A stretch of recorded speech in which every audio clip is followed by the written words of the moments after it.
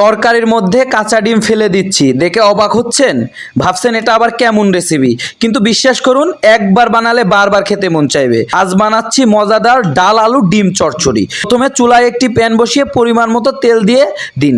তেল গরম হলে কুচি করা পেঁয়াজ আর কাঁচামরিচ দিয়ে হালকা ভেজে নিন। এরপর দিয়ে দিন 2টি তেজপাতা আর 1 চামচ আদা বাটা, সাথে 1 চামচ হলুদ গুঁড়া দিয়ে ভালোভাবে নেড়ে নিন। এবার দিয়ে দিন ভিজিয়ে রাখা বুটের ডাল, তারপর কুচি কুচি করে কাটা আলু দিয়ে দিন।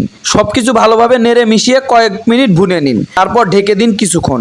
ঢাকনা খুলে পরিমাণ মতো পানি দিয়ে দিন যেন ভালোভাবে সেদ্ধ হয়। ডাল সেদ্ধ হয়ে গেলে একটু ঘুটে নিন, এতে ঝোলটা আরো মাখা মাখা হবে। এবার উপরে ছড়িয়ে দিন ধনিয়া পাতা। আর এখন আসছে সেই টুইস্ট, আস্তে আস্তে কাঁচা ডিমগুলো তরকারির উপরে ছেড়ে দিন।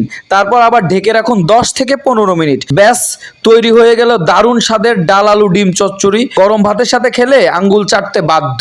ভিডিওটি ভালো লাগলে লাইক শেয়ার আর কমেন্ট করতে কিন্তু ভাইজান ভুলবেন না। আর অবশ্যই ইউটিউব চ্যানেল থেকে দেখলে অবশ্যই ইউটিউব চ্যানেলটি সাবস্ক্রাইব করে দিবেন। আর ফেসবুক পেজ থেকে দেখলে অবশ্যই ফেসবুক পেজটা ফলো করে দিবেন ভাই।